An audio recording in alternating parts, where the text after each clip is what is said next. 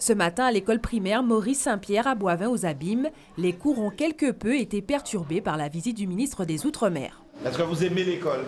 Oui. Ah, vous travaillez bien, hein? Oui. Et vous aimez la maîtresse? Oui. Oh. Vous respectez la maîtresse? Oui. Vous n'êtes pas turbulent? Non. Oh. Super. C'est dans une ambiance bon enfant que le ministre a rencontré les écoliers et l'équipe pédagogique de l'établissement. Accueillir un ministre, ça rend un peu nerveux. C'est tout à fait normal. C'est la première fois que je reçois une personnalité de cette envergure, donc un peu. Je crois que je me suis assez bien défendue durant toute cette visite. On a fait une 127. L'école est dans le quartier. Il n'y a pas de problème d'environnement. Nous avons échangé il m'a interrogé sur l'accueil des enfants de moins de 2 ans et demi. Ce que j'en pensais, est-ce que c'était souhaitable, particulièrement pour les enfants de familles nombreuses et défavorisées.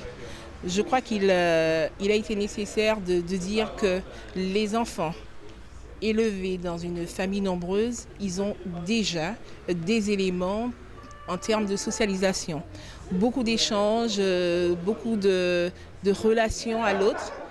Donc, il y a une part déjà du travail qui est fait. À peine le temps de souffler que le ministre repart pour un autre établissement, le CREPS, le centre d'éducation populaire et de sport Orézais qui allie le sport et les études. Il faut en vouloir. Ah, il ne faut pas céder, quoi. Tant qu'on n'a pas les résultats, on bosse. Partout, c'est comme ça. Si vous travaillez votre esprit, c'est comme le muscle. Plus vous le travaillez, plus il est beau. La tête aussi, c'est la même chose. De l'endurance, de l'entêtement, de la volonté. Et allez au bout. Moins d'une heure plus tard, le ministre des Outre-mer se rend au lieu-dit l'Écluse, au Moule, où il pose la première pierre de l'école régionale de la deuxième chance. La structure devrait accueillir 250 élèves et une quarantaine d'enseignants. Une école différente pour apprendre autrement. C'est vrai que nous avons accueilli plus de 3000 jeunes, intégré plus de 1800 jeunes, il est vrai. Et c'est vrai que ça concourt par des actions innovantes, des actions nouvelles. Et je l'ai dit en juin dernier lors de la conférence des présidents, en termes d'actions innovantes, l'école régionale de la deuxième chance Guadeloupe est la 3e école.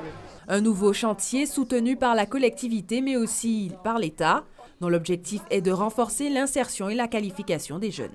Nous demandons un partenariat avec les collectivités, en particulier les régions qui sont en charge de formation professionnelle, dans un partenariat renouvelé, dans des compétences nouvelles qui leur seront octroyées, à faire ce que nous venons de faire là, une inauguration d'une école de la deuxième chance, d'utiliser toutes les voies et tous les moyens en matière d'insertion professionnelle, par la santé, par le logement, par la formation, par les qualifications, par les écoles de la deuxième chance, par les stages d'immersion ici et ailleurs, bref, de ne pas rester sans solution. Donc donner à chaque jeune la possibilité de s'insérer, de s'exprimer et de trouver une chance. Cet après-midi, le ministre a terminé sa visite de terrain par une rencontre avec les organisations syndicales de l'éducation avant de s'envoler pour Paris.